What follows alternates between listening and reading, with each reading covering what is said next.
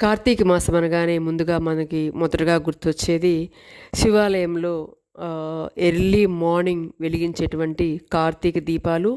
ఆ తర్వాత అందరికీ బాగా గుర్తుండేది వనభోజనాలు. పిల్లలందరూ కూడా ఫ్రెండ్స్తో కలిసి అలానే బంధుమిత్రులతో కలిసి అందరూ కలిసి ఎంతో ఆనందంగా జరుపుకునేటువంటి ఈ వనభోజనాల కార్యక్రమానికి మేము కూడా అనుకోకుండా ఈ కార్తీక మాసంలో మా గుంటూరు నగరానికి అతి చేరువగా ఉన్నటువంటి పేరేచెర్ల అటవీ శాఖ ప్రాంతంలో సుమారుగా 500 ఎకరాల విస్తీర్ణంతో ఉన్నటువంటి నగర వనాన్ని దర్శించడం జరిగింది.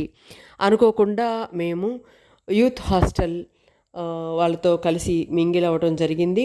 కాకపోతే మేము పూర్తి టైంని అక్కడ స్పెండ్ చేయలేకపోయాం. అసలు ఈ ప్లేస్ చూస్తే మాకు చాలా ఆశ్చర్యం వేసింది.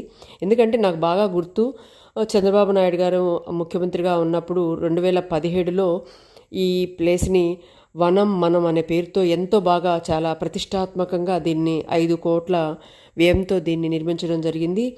అయితే పేపర్లో చదివాం కానీ మేము వెళ్ళడం దానికి జరగలేదు ఇంతవరకు. అనుకోకుండా వెళ్ళడం వల్ల నాకు నిజంగా చాలా ఆశ్చర్యం వేసింది. అసలు ఇంతకాలం మనం ఎలా మిస్ అయ్యామని కూడా అనిపించింది. నిజంగా అండి, ఎంత అంటే మనకి నగరానికి ఇంత దగ్గరలో ఒక దట్టంగా ఉన్నటువంటి ఒక ఫారెస్ట్ని తలపించేటువంటి ఒక ఏరియా ఉన్నట్లు కూడా మనకి నిజంగా చాలా ఆశ్చర్యం వేసింది. కనుక తప్పకుండా మీరందరూ కూడా ఎట్టి పరిస్థితుల్లో ఈ ప్లేస్ని మిస్ అవ్వద్దు. కాకపోతే వెళ్తే ఎర్లీ మార్నింగ్ వెళ్ళండి, ట్రెక్కింగ్ చేయండి. అక్కడ రోప్ వే కూడా ఉంది.